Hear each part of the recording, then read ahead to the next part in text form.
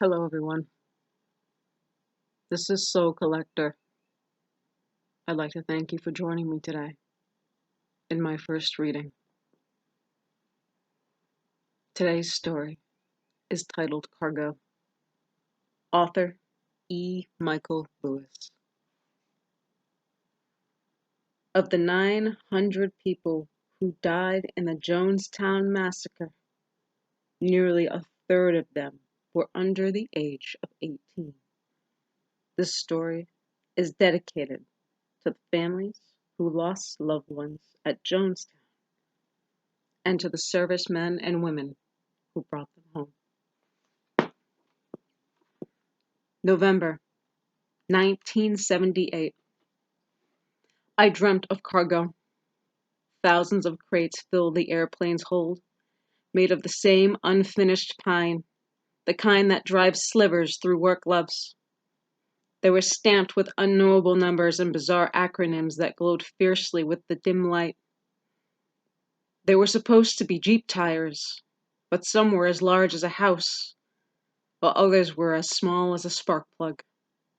All of them secured to pallets with binding-like straitjacket straps. I tried to check them all, but there were too many. There was a low shuffling as the boxes shifted, and then the cargo fell on me. I couldn't reach the interphone to warn the pilot.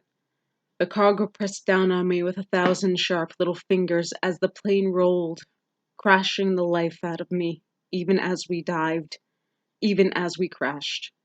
The interphone rang now like a scream. But there was another sound, too.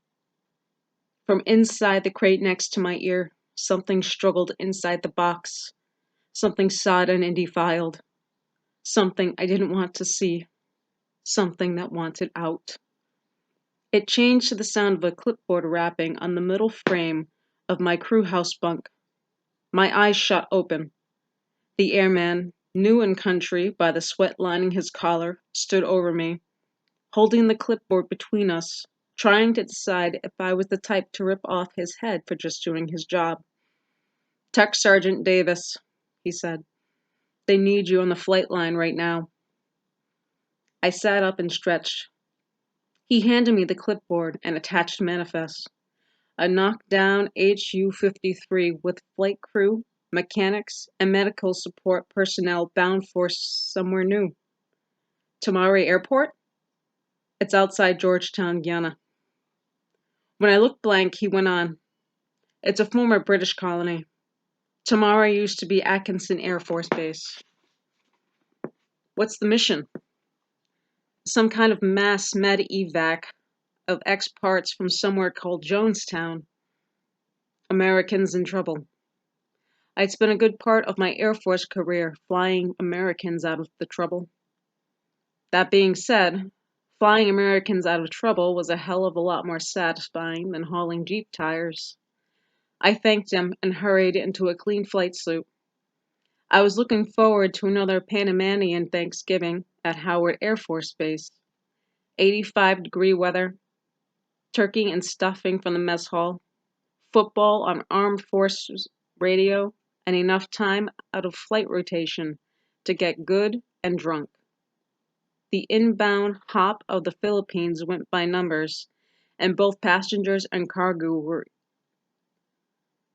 The inbound hop from the Philippines went by the numbers, and both the passengers and crew were free and easy. Now this. Interruption was something you grew accustomed to as a loadmaster. The C-141 Starlifter was the largest freighter and troop carrier in the Military Air Command, capable of carrying 70,000 pounds of cargo or 200 ready battle troops and flying them anywhere in the world. Half as long as a football field. The high, swept-back wings drooped bat-like over the tarmac.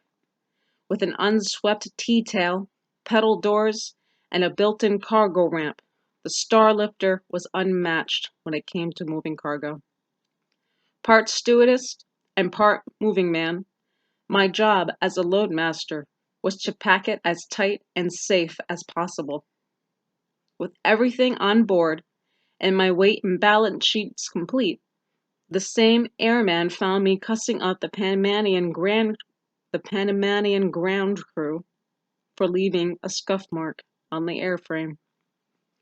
Sergeant Davis, changing plans, he yelled over the whine of the forklift. He handed me another manifest. More passengers? New passengers. Med crew is staying here. He said something unintelligible about a change of mission. Who are these people? Again, I strained to hear him. Or maybe I heard him fine, and with the sinking in my gut, I wanted him to repeat it. I wanted to hear him wrong. Graves registration, he cried. That's what I thought he'd said. Tamari was your typical third world airport, large enough to squeeze down a 747, but strewn with potholes and sprawling with rusted Quonset huts. The low line of jungle surrounding the football field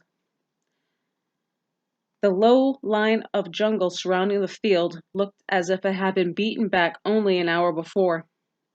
Helicopters buzzed up and down, and the U.S. servicemen swarmed the tarmac. I knew that things must be bad. Outside the bird, the heat rising from the asphalt threatened to melt the soles of my boots, even before I had the wheel chucks in place. A ground crew of American GIs approached, anxious to unload and assemble the chopper. One of them, bare-chested with his shirt tied around his waist, handed me a manifest. Don't get comfy, he said. As soon as the chopper is clear, we're loading you up. He nodded over his shoulder. I looked out over the shimmering taxiway. Coffins. Rows and rows of dull aluminum funerary boxes gleamed in the unforgiving tropical sun. I recognized them from my flights out of Saigon 6 years ago, my first as loadmaster.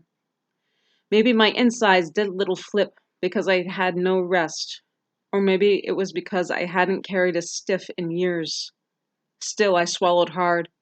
I looked at the destination, Dover, Delaware. The ground crew loaded a fresh comfort pallet when I learned we'd had 2 passengers on the outboard flight. The first was a kid, right out of high school by the look of it, with bristled black hair, 2 large jungle fatigues that start, and 2 large. The first was a kid, right out of high school by the look of it, with bristled black hair and 2 large jungle fatigues that were starched, clean, and showed the rank of Airman First Class. I told him, welcome aboard, and went to help him through the crew door, but he jerked away, nearly hitting his head against the low entrance. I think he would have leapt back if there had been room. His scent hit me, strong and medicinal. Vicks Vapor Rub. Behind him a flight nurse, crisp and professional in step, dress, and gesture, also boarded without assistance. I regarded her evenly. I recognized her as one of a batch I had flown regularly from Clark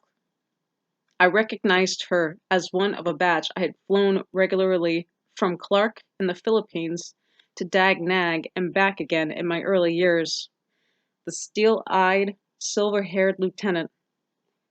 She had been very specific, more than once, in pointing out how any numbskull high school dropout could do my job better.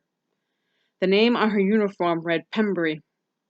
She touched the kid on his back and guided him to the seats, but if she recognized me, she said nothing. Take a seat anywhere, I told him. I'm Tech Sergeant Davis. We'll be wheels up in less than half an hour, so make yourself comfortable. The kid stopped short. You didn't tell me, he said to the nurse. The hold of a star lifter is most like the inside of a boiler room, with all the heat, cooling, and pressure ducts exposed rather than hidden away like on an airliner. The coffins formed 2 rows down the length of the hold, leaving the center aisle clear. Stacked 4 high, there were 160 of them. Yellow cargo nets held them in place. Looking past, we watched the sunlight disappear as the cargo hatch closed, leaving us in an awkward semi-darkness. It's the fastest way to get you home, she said to him, her voice neutral. You want to go home, don't you? His voice dripped with fearful outrage. I don't want to see them. I want a forward-facing seat. If the kid had looked around, he could have seen that there were no forward-facing seats. It's okay, she said, tugging on his arm again. They're going home too. I don't want to look at them, he said as she pushed him to a seat nearest one of the small windows. When he didn't move to strap himself in, Pembury bent and did it for him. He gripped the handrails like the old ship bar on a roller coaster. I don't want to think about them. I got it. I went forward and shut the cabin lights. Not only the twin red jump lights illuminated the long metal containers. When I returned, I brought him a pillow. The ID label on the kid's loose jacket read Hernandez. He said, thank you, but didn't let go of the armrests. Pembury strapped herself in next to him. I stowed away their gear and went through my final checklist. Once in the air, I brewed coffee on the electric stove in the comfort pallet. Nurse Pembury declined, but Hernandez took some. The plastic cup shook in his hands. Afraid of flying? I asked. It wasn't so unusual for the Air Force. I have some Dramamine. I'm not afraid of flying, he said through clenched teeth. All the while he looked past me to the boxes lining the hold. Next, the flight crew. No one bird was assigned the same crew, like in the old days. The MAC took great pride in having men be so interchangeable that a flight crew who had never met before could assemble at a flight line and fly any star lifter to the ends of the earth. Each man knew my job, like I knew theirs, inside and out. I went to the cockpit and found everyone on station. The second engineer sat closest to the cockpit door, hunched over instrumentation. Far is evening out now. Keep the throttle low, he said. I recognized his hangdog face and his Arkansas drawl, but I could not tell from where. I figured after 7 years of flying starlifters, I had flown with just about everyone at some time or another. He thanked me as I set the black coffee on his table. His flight suit named him Hadley. The first engineer sat in the bitch seat, the one usually reserved for a black hatter. Mission inspectors were the bane of all MAC aircrew. He asked for 2 lumps and then stood and looked out the navigator's dome at the blue running past. Throttle low on 4. Got it, replied the pilot.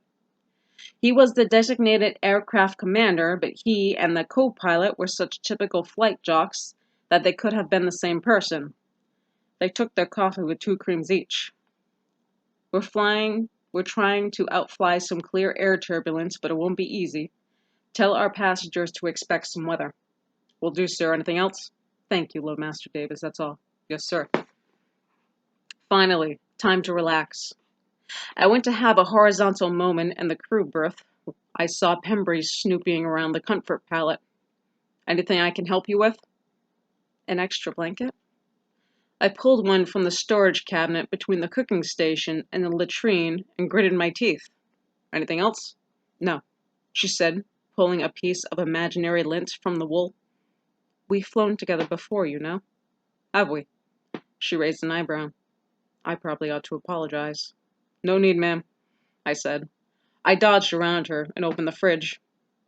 I could serve an in-flight meal later if you are. She placed her hands on my shoulder like she had on Hernandez, and it commanded my attention. You do remember me? Yes, ma'am. I was pretty hard on you during those evac flights. I wish she'd stop being so direct. You were speaking your mind, ma'am. It made me a better loadmaster.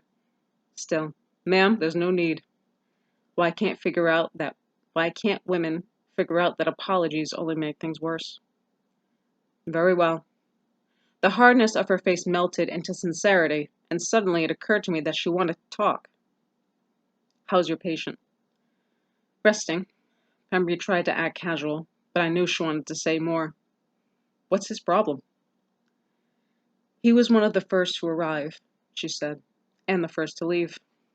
Jonestown? Was it that bad? Flashback to our early evac flights. The old look, hard and cool, returned instantly. We flew out of Dover on White House orders 5 hours after they got the call. He's a medical record specialist. 6 months in the service.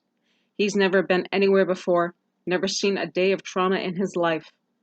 Next thing he knows, he's in a South African jungle with 1,000 dead bodies. 1,000?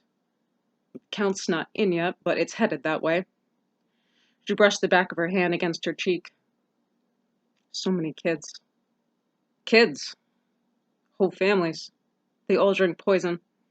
Some kind of cult, they said. Someone told me the parents killed their children first. I don't know what could make a person do that to their own family. She shook her head. I stayed at Tomari to organize triage. Hernandez said the smell was unimaginable. They had to spray the bodies with insecticide and defend them from hungry giant rats. He said they made him bayonet the bodies to release the pressure. He burned his uniform. She shuffled to keep her balance as the bird jolted. Something nasty crept down the back of my throat as I tried not to visualize what she had said. I struggled not to grimace. The AC says it may get rough. You better strap in. I walked her back to her seat. Hernandez's mouth gaped as he sprawled across his seat, looking for all the world like he'd lost a bar fight. Bad. Then I went to my bunk and fell asleep. As any loadmaster, ask any loadmaster. After so much time in the air, the roar of engines is something you ignore. You find you can sleep through just about anything. Still, your mind tunes in and wakes up at the sound of anything unusual. Like the flight from Yukata to Elmendorf when a jeep came loose and rolled into a crate of MREs. Chipped beef everywhere. You can bet the ground crew heard from me on that one. So it should come as no shock that I started at the sound of a scream.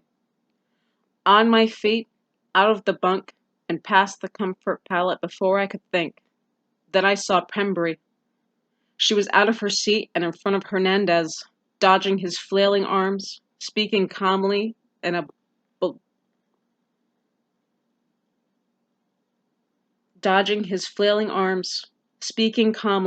below the engine noise. Not him, though. I heard them! I heard them! They're in here! All those kids! All those kids! I put my hand on him. Hard. Calm down! He stopped flailing. A shamed expression came over him. His eyes riveted mine. I heard them singing. Who? The children! All the... He gave a hapless gesture to the unlighted coffins. You had a dream, Pembry said. Her voice shook a little. I was with you the whole time. You were asleep. You could not have heard anything. All the children are dead, he said. All of them. They didn't know. How could they have known they were drinking poison? Who would give their own child poison to drink? I let go of his arm, and he looked at me. Do you have kids? No, I said. My daughter, he said, is 1.5 years old. My son is 3 months. You have to be careful with them, patient with them. My wife is really good at it, you know? I noticed for the first time how sweat crawled across his forehead, the back of his hands. But I'm okay too. I mean, I really don't know what the fuck I'm doing, but I wouldn't hurt them. I hold them, and I sing to them. And if anyone tried to hurt them, he grabbed my arm, and that held him.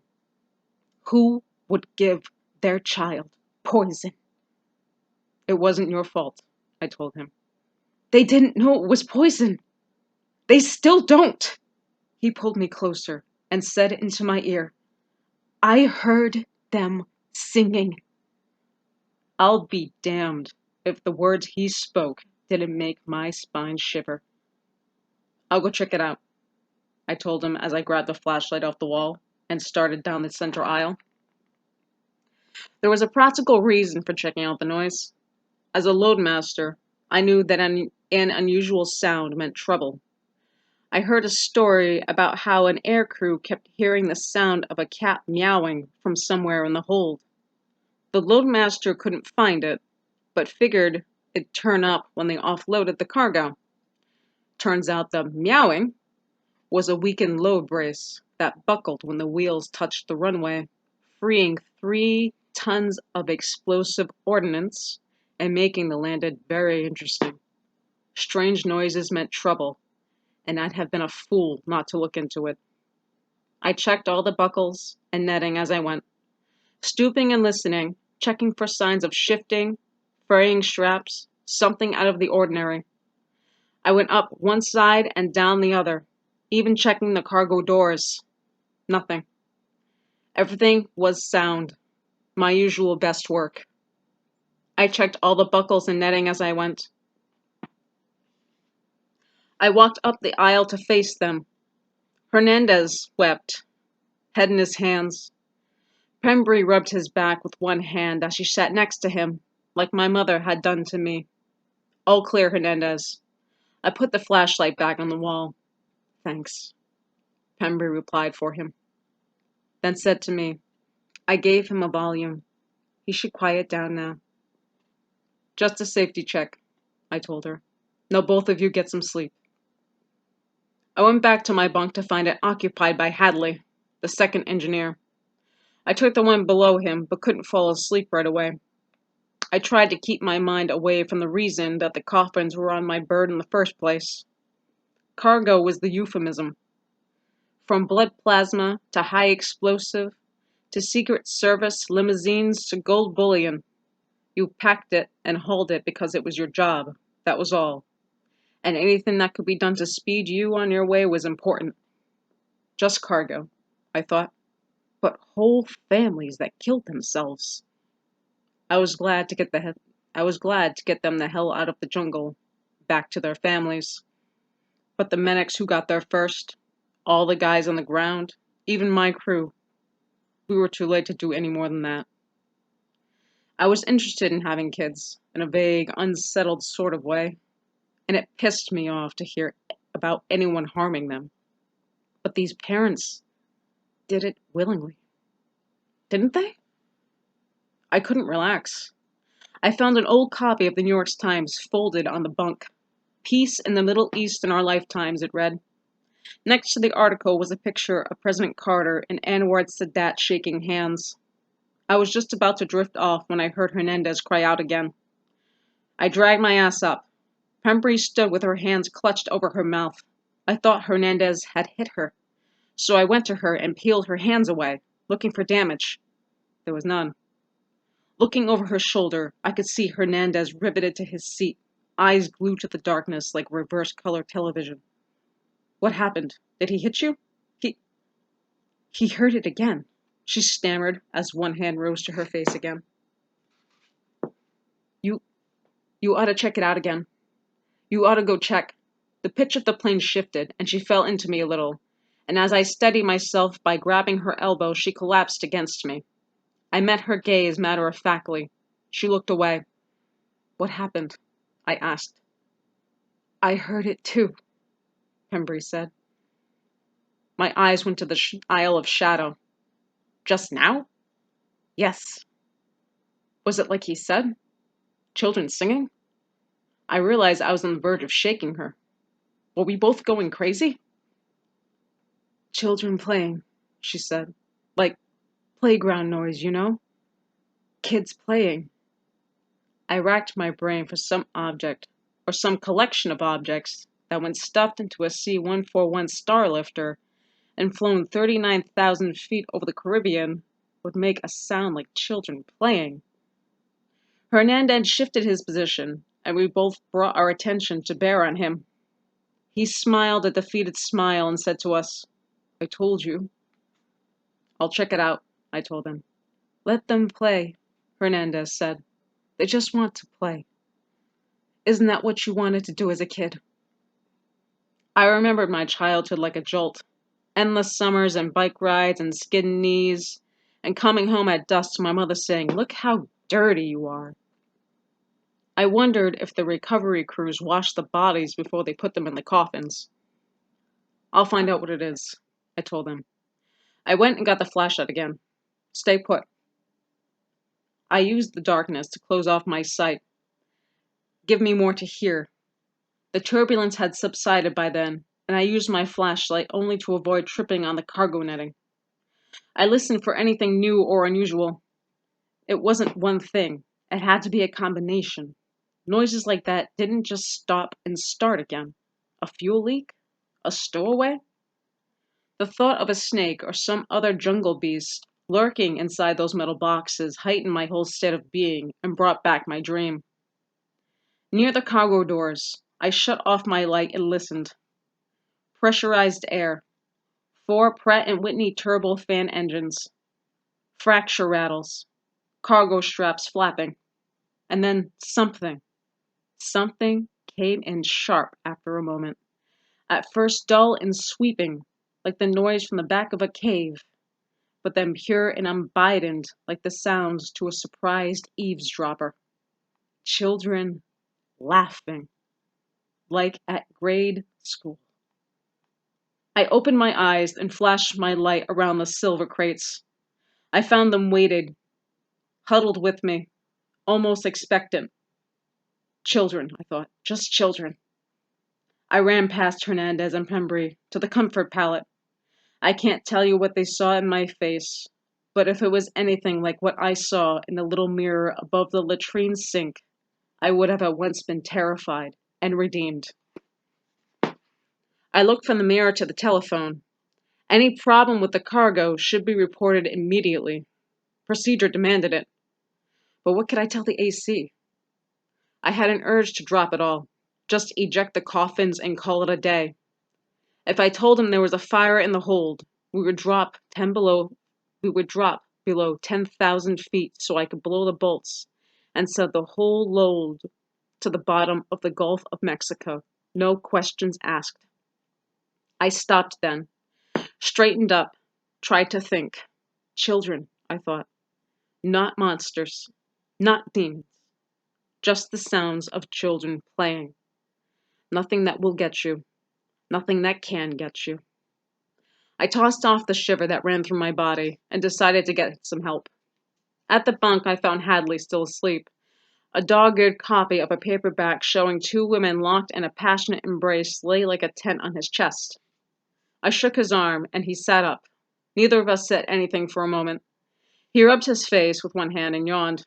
Then he looked right at me, and as I watched his face arc into worry, his next action was to grab his portable oxygen. He recovered his game face in an instant. "What is it, Davis?" I groped for something. "The cargo," I said. "There's a possible shift in the cargo. I need a hand, sir." His worry snapped into annoyance. "Have you told the AC?" "No, sir," I said. I don't want to trouble him yet. It may be nothing." His face screwed into something unpleasant, and I thought I'd have words from him, but he let me lead the way aft. Just his presence was enough to revive my doubt, my professionalism. My walk sharpened, my eyes widened, my stomach returned to its place in my gut. I found Pembry still sitting next to Hernandez, now both in a feigned indifference. Hadley gave them a disinterested look and followed me through the aisles between the coffins. "What about the main lights?" he asked. "They don't help," I said. "Here." I handed him a flashlight and asked him, "Do you hear it?" "Hear what?" "Just listen." Again, only the sounds of the engines and the jet stream. "I don't... Listen." His mouth opened and stayed there for a minute, then shut. The engines quieted, and the sounds came again, dripping over us like water vapor. The fog of sound around us. I didn't realize how cold I was until I noticed my hands shaking. "What the hell was that?" Hadley asked. "Sounds like..." "Don't!" I interrupted. "That can't be." I nodded at the metal boxes. "You know what's in these coffins, don't you?" He didn't say anything. The sound seemed to filter around us for a moment, at once close, then far away. He tried to follow the sound with his light. Can you tell where it's coming from? No. I'm just glad you hear it too, sir. The engineer scratched his head, his face drawn, like he had swallowed something foul and couldn't lose the aftertaste. I'll be damned, he drawled. All at once, as before, the sound stopped and the roar of the engines filled our ears. I'll hit the lights. I moved away hesitantly. I'm not going to tell the AC. His silence was conspiratorial.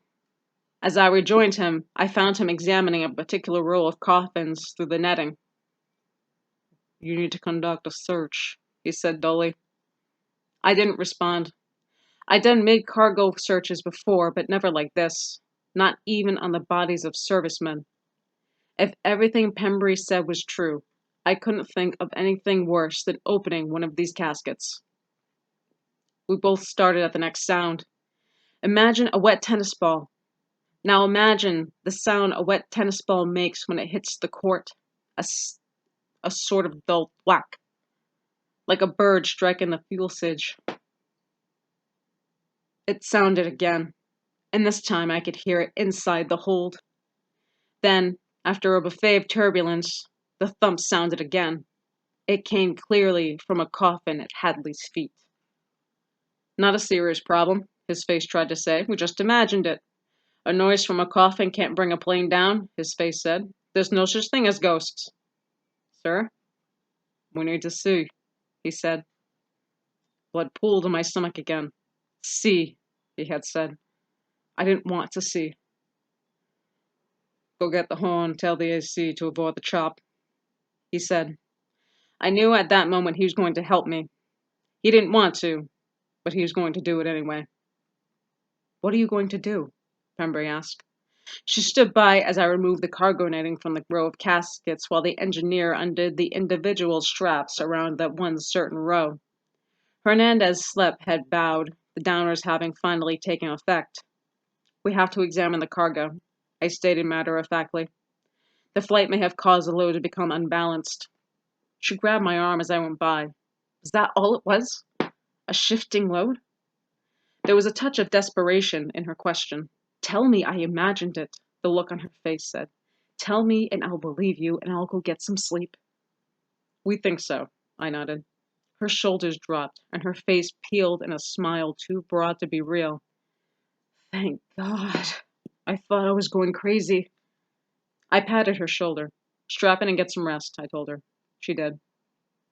Finally, I was doing something. As loadmaster, I could put an end to this nonsense. So I did the work. I unstrapped the straps, climbed the other caskets, shoved the top one out of place, carried it, secured it, removed the next one, carried it, secured it, and again. The joy of easy repetition. It wasn't until we got to the bottom one, the noisy one, that Hadley stopped. He stood there watching me as I pulled it out of place enough to examine it. His stance was level, but even so it spoke of revulsion, something that, among swaggering Air Force veterans and over beers, he could conceal. But not now, not to me. I did a cursory examination of the deck where it had sat, of the caskets next to it, and saw no damage or obvious flaws. A noise sounded again, a moist thunk from inside. We flinched in unison. The engineer's cool loathing was impossible to conceal. I suppressed a tremble. We have to open it, I said. The engineer didn't disagree, but like me, his body was slow to move. He squatted down, with one hand firmly planted on the casket lid, unlatched the clasps on his end. I undid mine, finding my fingers slick on the cold metal and shaking a little as I pulled them away and braced my hand on the lid. Our eyes met in one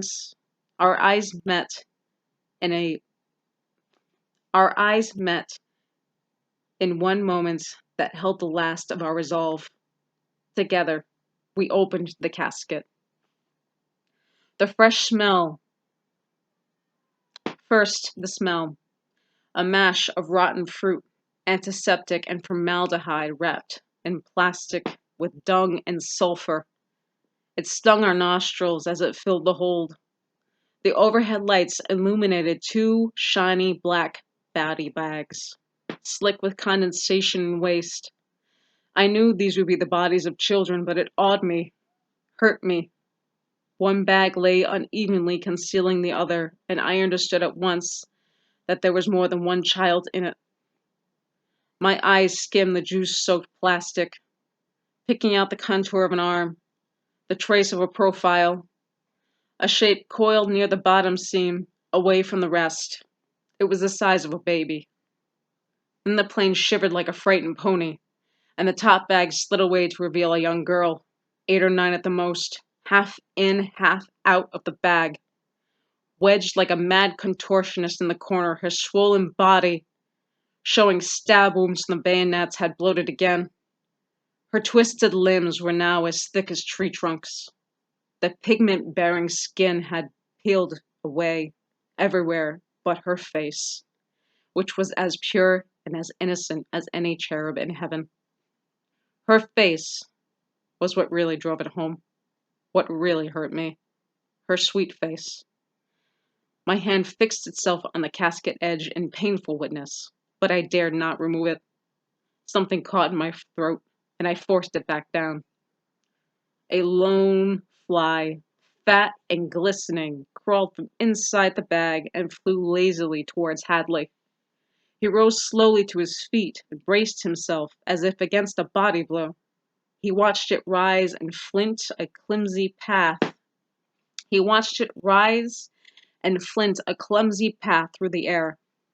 Then he broke the moment by stepping back, his hands flailing and hitting it. I heard the slap of his hand, and letting a nauseous sound escape his lips. When I stood, my temples throbbed and my legs weakened. I held onto a nearby casket, my throat filled with something rancid. "Close it," he said like a man with his mouth full. "Close it." My arms went rubbery. After bracing myself, I lifted one leg and kicked the lid. It ran out like an artillery shot. Pressure pounded into my ears like during a rapid descent. Hadley put his hands on his haunches and lowered his head, taking deep breaths through his mouth. "Jesus," he croaked. I saw movement. Pembry stood next to the line of coffins, her face pulled in sour disgust. "What is that smell?" "It's okay." I found I could work one arm and tried what I hoped looked like was an offhanded gesture. "Found the problem. Had to open it up, though. Go sit down." Pembry brought her hands up around herself and went back to her seat. I found that with a few more deep breaths, the smell dissipated enough to act. "We have to secure it," I told Hadley. He looked up from the floor, and I saw his eyes narrow slits. His hands in fists and his broad torso stood fierce and straight. At the corner of his eyes, wetness glistened. He said nothing. It became cargo again as I fastened the latches. We strained to lift it back into place. In a matter of minutes, the other caskets were stowed, the exterior straps in place, the cargo netting draped and secure. Hadley waited for me to finish, then walked forward with me. "I'm going to tell the AC who resolved the problem," he said, "and get us back up to speed." I nodded. "One more thing," he said. "You see that flag? Kill it." "Didn't you?" "No." I didn't know what else to say, so I said, "Yes, sir." Pembry sat in her seat, nose wriggled up, feigning sleep. Hernandez sat upright, eyelids half open. He gestured for me to come closer, bend down. "Did you let them out to play?" he asked. I stood over him and said nothing. In my heart, I felt the same pang as I did as a child when summer was over. We landed in Dover. A funeral detail in full dress offloaded every coffin, affording full funeral rights to each person. I'm told as more bodies flew in, the formality was scraped, and only a solitary Air Force chaplain met the planes. By week's end, I was back in Panama with a stomach full of turkey and cheap rum. Then it was off to the Marshall Islands, delivering supplies to the guided missile base there. In the military air command, there is no shortage of cargo. So I know this first one is really a heavy one, and it did take me by surprise. But I did hope you enjoyed it. My first reading, so if it's a little, let's say, grainy sounding, I do apologize. I do plan to try to improve on the recording sound as my channel progresses. All the artwork for the thumbnails is my own work. I try to be, for this one, I try to be as respectful as I could, being that it was sensitive in nature and horrific in thought. But I hope you enjoy nonetheless. Until next time, my friends, stay scary.